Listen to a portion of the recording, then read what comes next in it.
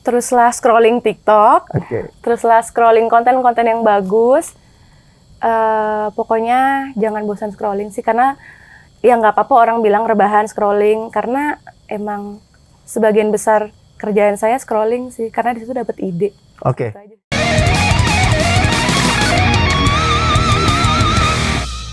Selamat malam teman-teman semuanya. Masih ketemu dengan kami di Lensa Edukasi, yaitu dengan Bonti. Halo Bonti. Ya, lo Kang. Ya, Bonti, kamu nih konten kreator ya? Iya, benar. Bisa nggak sih ceritain dari kamu mulai selesai kuliah, Ya. atau sebelumnya kamu sudah mulai aktif di konten kreator? Dari sebelum lulus kuliah udah aktif sih di konten kreator ini gitu. Dari sebelum kuliah sudah Iya, aktif di konten udah mulai kreator. nyoba jadi konten kreator, tapi waktu itu masih di online shop sendiri, terus ke temen, terus bantu lagi ke orang lain. Jadi emang udah sejatuh cinta itu sih jadi konten kreator. Jadi kreativitas yang kamu lakukan itu bisa diceritakan nggak? Konten kreator tuh kan banyak. Iya. Spesialisnya kamu tuh di mana sih? Sebenarnya spesialisnya ke copywriter, Oke. bisa juga content writer. Cuman lebih ketika kita ngebuat satu konten, kita ngedirect, kita bikin narasi, itu juga akan lebih baik kalau kita yang ikut, kan kita ngekonsep nih, jadi lebih baik kalau kita ikut syuting, ikut ngarahin, terus bisa juga jadi voice over, jadi kita lebih dapat feel kontennya kalau kita lakuin itu sendiri. Oke. Dari mulai perjalanan sebelum kuliah, sudah ngikut itu, pernah nggak sih ada satu frame yang benar-benar menarik buat kamu sebelum kamu masuk jenjang kuliah itu, kreativitas atau konten kreator apa yang pernah kamu ikutin?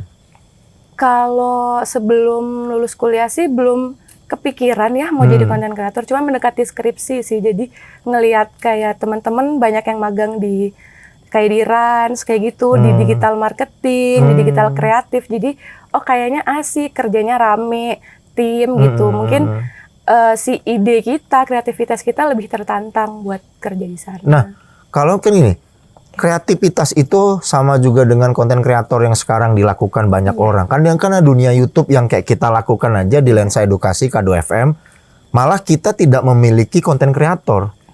Kitanya ya spesialis supaya membangun atau membuat suatu khusus menciptakan konten kreator. Tuh terkadang masih tim saja yang menciptakan. Oh, hari ini dengan program pesantren berbicara, kita adalah tujuannya ke pesantren. Kemudian setelah ke pesantren, kita lihat kondisi pesantren seperti apa. Nah, kita nggak pernah melakukan konsep yang betul-betul tersusun. Dan pasti semuanya adalah langsung orisinil. Menurut kamu selaku konten kreator, apa sih yang mesti harus dilakukan? Pasti banyak juga nih teman-teman di luar sana yang pengen tahu bagaimana sih step by step atau SOP dari kita melaksanakan suatu konten itu. Ya, yang pertama sih tentunya kita tahu dulu nih ciri khas perusahaan kita itu apa gitu. Ciri khasnya apa, terus target audiens kita siapa. Oke. Jadi ketika kita mau membangun sebuah tema atau mengangkat sebuah tema yang nggak jauh-jauh dari si ciri khas perusahaan kita sendiri. Terus kita tahu narasumber seperti apa yang bisa kita angkat untuk memenuhi kemauan si audiensnya. Oke. Gitu. Terus kenapa dibutuhkan seorang konten kreator ya? Mungkin tim editor-editor juga punya kerjaan yang lain, sehingga konten kreator tuh ngedirect. Nah, yang mengeksekusinya itu ya para tim kameramen, editor. Jadi kerjaannya tuh tertata dan terkonsep, lebih rapi. Jadi memang perlu ya? Kalau kata saya perlu sih.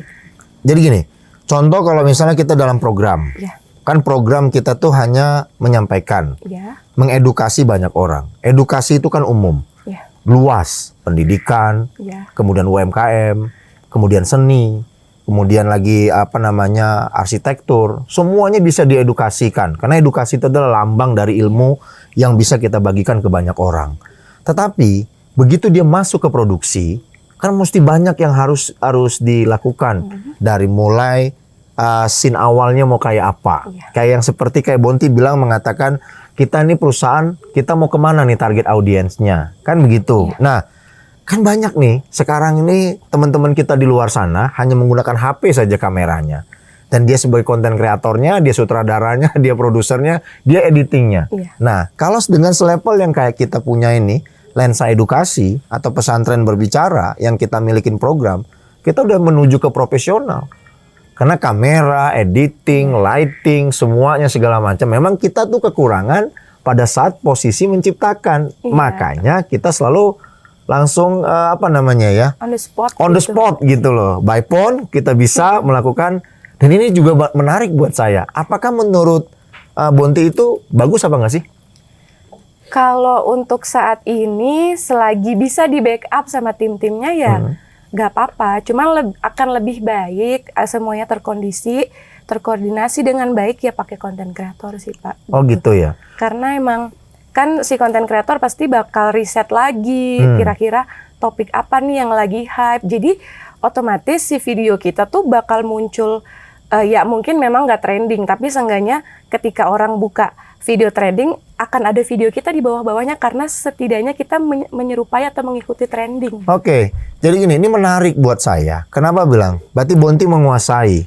Dalam dunia konten kreator, kamu sudah tahu step by step dan langkah awal yang bisa diinikan. Terutama kami juga K2FM, kemudian Pesantren Berbicara. Sebenarnya konten kreator itu masih dipegang saya sendiri.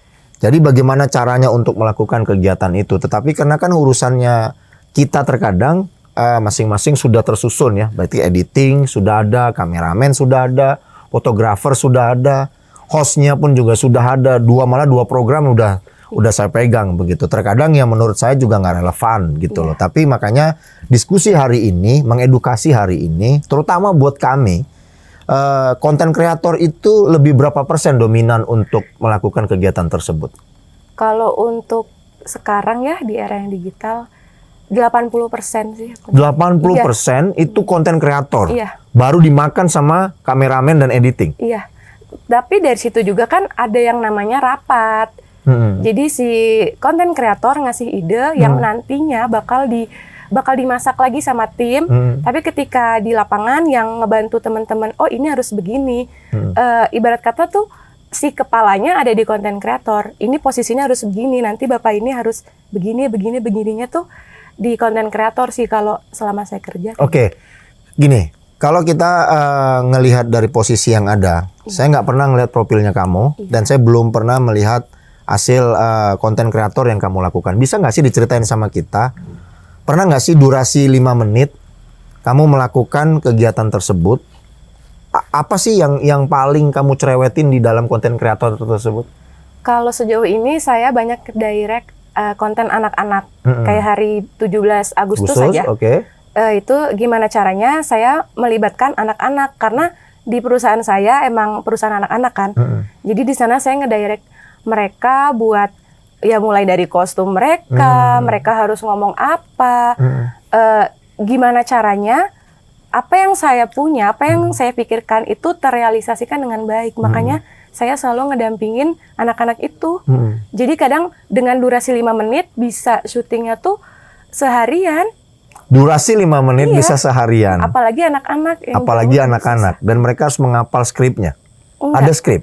Ada skrip, tapi tetap ketika mereka ngikutin saya gitu. Jadi saya dikte, saya bilang A, mereka bilang A, dan itu juga ngikutin mood anak-anak.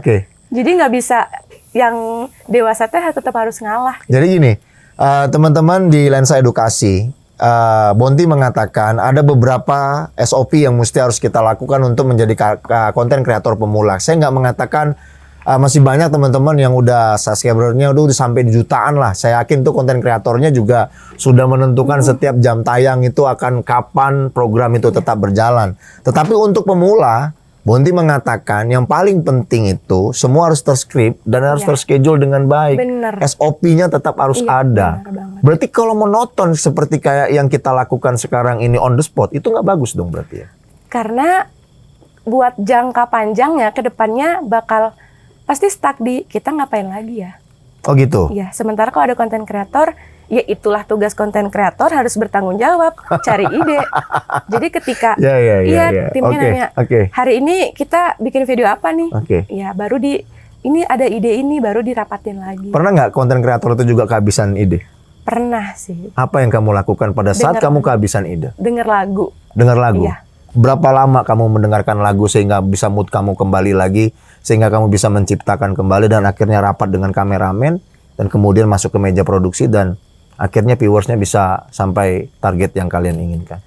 Kalau buat durasinya sih nggak tentu juga, karena kan kadang ya yang namanya orang kerja di bidang kreatif gitu ya, tetap aja ada perasaan sedih-sedihnya, unmoodnya juga gitu. Jadi ngebalikinnya teh emang ya nggak bisa pakai durasi, Nggak bisa pakai durasi, senyamannya. senyaman mungkin. Iya. Nah, yang paling mentok itu, yang pernah kamu lakukan pada saat kamu moodnya nggak naik, itu pada saat kondisi apa? Di dalam Apa ya? satu frame untuk kalian lakukan kegiatan tersebut. Kalau lagi kesel kali ya sama orang. Kesel itu kan gini. Biasa kan ada ketemu dengan kameramen, kemudian dengan orang lapangannya, bisa jadi dengan driver atau ininya yang membawa ke sana kemari, atau tempat yang sudah di-take ternyata dipakai orang. Itu dalam kondisi apa sih kira-kira yang membuat mood kamu tuh nggak nyampe? Kalau untuk masalah kekasih kan kayaknya nggak akan mungkin dibawa ke dalam pekerjaan kan? Iya. Itu kira-kira pas lagi gimana? Kayak apa ya, biasanya ya kalau di kerjaan tuh tentang kita tuh ada jadwal buat ngomongin ide gitu ya, buat ngomongin ini. Tapi ternyata anak-anaknya tuh banyak yang ngaret. Mentang-mentang nih udah temen satu tim, jadi ayo udahlah santai. Itu tuh sebenarnya yang namanya konten kreator punya ide, tetap langsung harusnya diobrolin. Sementara mereka kayak yang nanti aja. Oh, berarti kamu tuh suka seperti yang tersusun ya? Suka. Senang sekali dengan terstruktur. Iya. Terus bagaimana kalau misal seandainya kamu itu mendapatkan suatu studio dalam konten kreatif atau konten kreator yang ingin kamu lakukan, orangnya suka begadang, ibaratnya tidurnya baru jam 4, jam 5, kemudian besok harus meeting, itu gimana ceritanya? Sejauh ini sih nggak pernah dapet partner yang kayak gitu sih. Nah, kalau misalnya nanti seandainya ada job lagi atau ada project mengalami hal seperti kayak begitu, ya mungkin dari saya juga harus ngerti ya. Atau minimal ketika saya punya ide, takut lupa, terus kondisi teman yang udah kayak gitu, ya saya bisa rekam atau saya bisa tulis di notes HP, paling gitu. Itu cara ngatasinnya? Iya. Apakah itu efektif? Efektif. Sementara kamu harus tatap muka dengan mereka untuk kamu menggambarkan di whiteboard, bahwa sana itu nanti ada lokasinya di sini, framing ambilnya begini, kemudian angle apanya warna harus begini, dan ini adalah kenapa? Karena kamu kan menyangkut masalah audiens itu tadi. Iya. Apabila tayangan ini kamu keluarkan nggak sesuai dengan viewers, itu kan juga otomatis membajirkan anggaran dan program tersebut gitu loh. Nah itu apakah cukup dengan membuat note seperti itu? Besok paginya atau sesegera mungkin, ya sebagai konten kreator juga harus cerewet-cerewet ke tim yang lainnya. Harus cerewet? Iya, harus. Dan kalau misalnya seandainya nggak mau dipatuhi, apa yang akan kamu lakukan? Mungkin bisa ngobrol ke atasan, ke manajer. Kan kita punya atasan buat ya minimal mau ngobrol sama manajernya atau manajernya negur temen yang susah itu tadi, ya paling gitu sih. Di usia berapa kamu sekarang ini? 24 tahun. Udah matang menurut kamu di konten kreator? Belum sih, harus banyak belajar lagi. Siapa yang menjadi panutan dalam kamu pernah melihat baik di luar ataupun di dalam negeri sebagai konten kreator yang tidak mati di dalam berkarya? Kamu otomatis punya referensi. Kalau saya sih suka banget ngelihat kontennya tim Mbak Im Wong sama Rans. Sama Rans? Iya. Tapi hanya dua itu panutan kamu? Iya. Karena kamu lebih suka di podcast atau kamu lebih suka yang live, yang atau langsung di tempat-tempat yang sudah ditentukan? Lebih suka live sih. Lebih suka di tempat yang sudah ditentukan ya, dibanding podcast? Iya. Lebih suka ngelakuin kegiatan yang ya emang misalnya kegiatan nolong orang, terus di videoin atau belanja apa gitu sih. Jadi berarti dunia sosial kamu juga termasuk lebih besar ya? Iya. Kamu juga cinta di sosial ya, di kegiatan sosial juga kamu juga masuk di posisi itu. Teman-teman K2FM, Lensa Edukasi, Bonti ini saya rasa dengan umur yang sekarang ini beliau tadi sampaikan, saya melihatnya beliau itu adalah salah satu Sri Kandi, konten kreator yang ada di Indonesia, terutama di wilayah Jawa Barat. Pasti saya yakin kalau beliau terus memacu dan bisa berbagi edukasi kepada kita, pasti konten-konten yang lain itu pasti akan ketemu. Dan pasti akan melakukan hal-hal eksperimen yang lebih baik. Pernah nggak sih kamu salah nulis skrip? Oh itu pasti ada, sering sih. Pada saat part-part yang seperti apa?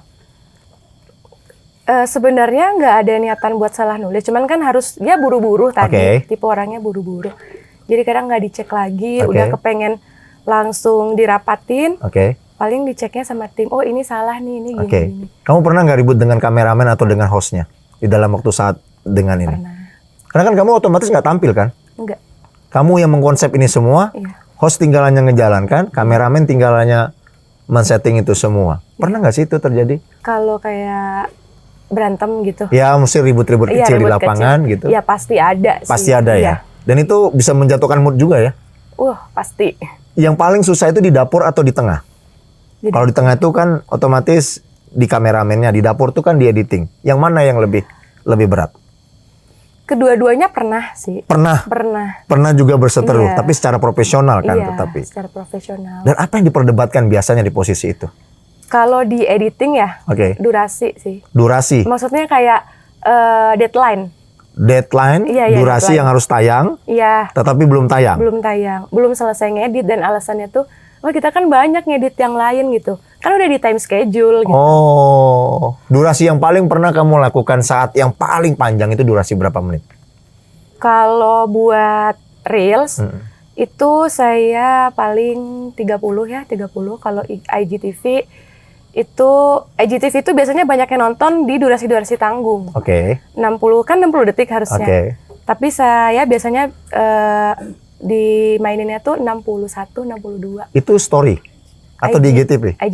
IGTV bukannya bisa sampai 3 menit sampai 5 menit? Bisa, cuman jadi tipe-tipe audiens itu suka video yang tap. Dia nggak akan mau ngelihat video yang terlalu lama. Kayak satu scene tuh buat IGTV, tapi satu scene itu aja ada 3 detik tuh buat mereka tuh kayak lama. Apa saran kamu kepada teman-teman di luar sana untuk pengguna media sosial, baik di Reels maupun di IG maupun di Facebook ataupun di YouTube? Durasi yang paling bagus di audiens itu durasi berapa menit? Durasi kalau di TikTok kan kita sering nih di TikTok kita bikin video pakai tulisan. Usahain tulisannya tuh sebentar-bentar aja. Jadi otomatis mereka mau baca kesel. Karena belum beres, itu videonya masih lanjut terus. Mau nggak mau, mereka harus download. Nah, itu tuh masuk ke insight kita. Kalau di Reels, ya itu tadi. Tap kan jadi buru-buru. Jadi mau nggak mau mereka ngulang. Dan itu juga masuk ke jam tayang kita. Kalau di YouTube, itu biasanya nggak pernah lebih dari 7 menit sih. Kalau di YouTube nggak lebih dari 7 menit? Durasi 15 menit masih oke? Masih kalau podcast masih di 45 menit masih oke? Kalau kata saya enggak sih. Enggak oke? Iya, tapi tergantung sama pembawaannya juga, pembawaan si acaranya, si hostnya gitu. Soalnya kalau di YouTube kan yang nonton tuh apalagi podcast gitu ya udah banyak banget. Emang tergantung tema aja, paling kalau mau 45 menit nih, ada satu part yang emang klimaksnya banget nih, kita cut, kita bawa ke TikTok. Jadi di TikTok kelihatan, menarik nih. Kamu pernah nggak sih ngelihat pesantren berbicara? Pernah ngelihat. Sempat ngelihat. Menurut kamu seperti apa? Kalau kata saya itu kayak 45 menit, 30 menit deh. Kita ngobrolin hal-hal yang mungkin buat orang-orang tertentu itu menarik. Cuman kalau buat anak muda, mungkin skip dulu deh. Skip dulu. Tapi kalau kita lihat dari program, itu dari umur 18 sampai 27 tahun sekarang yang paling draktis melihat program ini, pasti itu adalah santri. Itu kemasannya. Nah, gini, menurut kamu lagi di dalam pesantren berbicara, durasi dengan 35 menit aja itu dipotong sama bumper belakang untuk kondisi pesantren. Isi apa sih yang bisa dikritik dari hal itu? Gini aja deh, kasih masukan aja nih ya. Kalau kata saya mah, kan ini tentang santri. Mungkin ini tuh bakal jadi lebih menarik ketika ngangkat cerita si santri. Dan di situ nggak cuman podcast doang, tapi kita ngambil footage tentang story si santrinya.